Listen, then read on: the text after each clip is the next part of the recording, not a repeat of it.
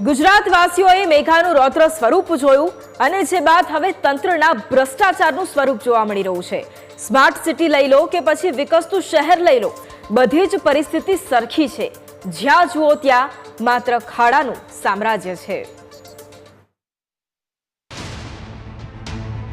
અનરાધાર વરસાદે પાટનગર ગાંધીનગરને પણ ધોઈ નાખ્યું।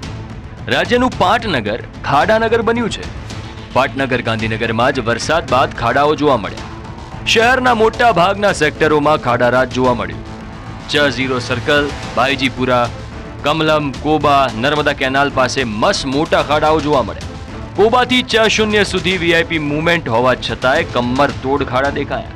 તો અમદાવાદ અને ગાંધીનગરને જોડતા વીઆઈપી રોડ ઉપર ખાડાના કારણે વાહન ચાલકો હેરાન થયા। ગાંધીનગરમાં પડેલા વરસાદે તંત્રની પોલ ખોલી નાખી છે। વાત કરીએ મેટ્રો સિટી અમદાવાદની તો વિકાસની હરણફાળ ભરી રહેલા અને લોકોના સપનાના શહેરની દશા પણ દયનીય બની ગઈ।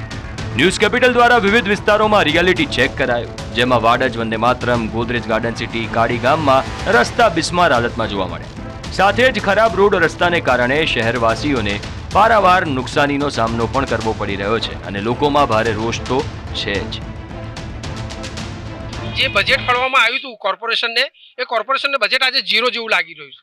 દરેક જગ્યા, દરેક ઘરમાં, દરેક રોડ ઉપર તૂટેલો એવી હાલત છે જેની કોઈ આપણે પરિસ્થિતિ વિચાર ના કરી શકીએ।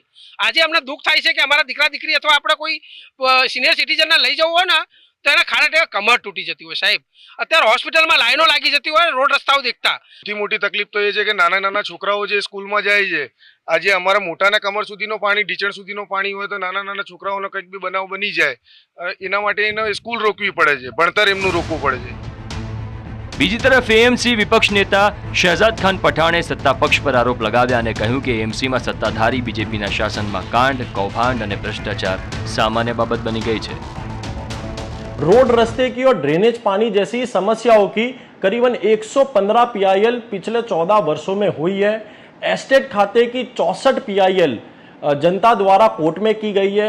टोटल 215 पीआईएल जब कोर्ट में होती हो, ये साफ बताता है कि कहीं ना कहीं अहमदाबाद म्युनिसिपल कॉरपोरेशन और भारतीय जनता पार्टी शहर की जनता की समस्या को हल करने में कहीं ना कहीं विफल साबित हुई है। तो રાજકોટમાં વરસાદે જે તારાજી સર્જી જે ખૂબ જ ભયાવહ હતી, જે બાદ હવે માધાપર ચોકડી, મવડી વિસ્તાર, રૈયા રોડ પર ખાડારાજનું સામ્રાજ્ય ખડકાયું। રૈયા રોડ પર ખાડામાં પેચવર્કના બદલે બ્લોક્સ ફિટ કરવામાં આવ્યા। બીજી તરફ ખાડારાજ અંગે ન્યૂઝ કેપિટલે તંત્ર પાસે જવાબ માંગ્યો હતો તો તંત્રએ 8 થી 10 દિવસમાં તમામ ખાડા પૂરવાની બાંહેધરી આપી। દરેક વોર્ડમાં સર્વે કરીને ખાડા પૂરવા અધિકારીઓને સૂચના અપાઈ। આવા ભારે વરસાદની અંદર સ્વાભાવિક છે કે રોડ પણ તૂટતા હોય છે। રાજકોટ મ્યુનિસિપલ કોર્પોરેશન આવનારા 8 દિવસની અંદર રાજકોટની અંદર જેટલા ખાડાઓ પડ્યા છે, આજથી જ મારી સૂચનાથી રાજકોટના 18 ડેપ્યુટી એન્જિનિયરો, બાંધકામ શાખાની આખી ટીમ અને 3 ઝોનના સિટી એન્જિનિયરો આજે સવારે જ મેં એ લોકોને સૂચના આપી છે। આજથી ત્યારથી સર્વે ચાલુ કર્યો છે।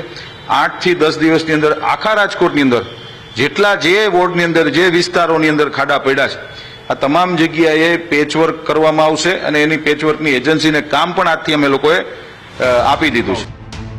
કહી શકાય કે તંત્રના પાપે ખાડા રાજે ગુજરાતને બાનમાં લીધું હોય તેવી પરિસ્થિતિ સર્જાઈ છે। ઠેર ઠેર કમર તોડ ખાડાઓ પડતા લોકો જીવના જોખમે વાહન ચલાવવા મજબૂર બન્યા છે। ત્યારે હવે આ સમસ્યાનો કાયમી ઉકેલ ક્યારે આવે તે જોવું રહ્યું। Bureau report,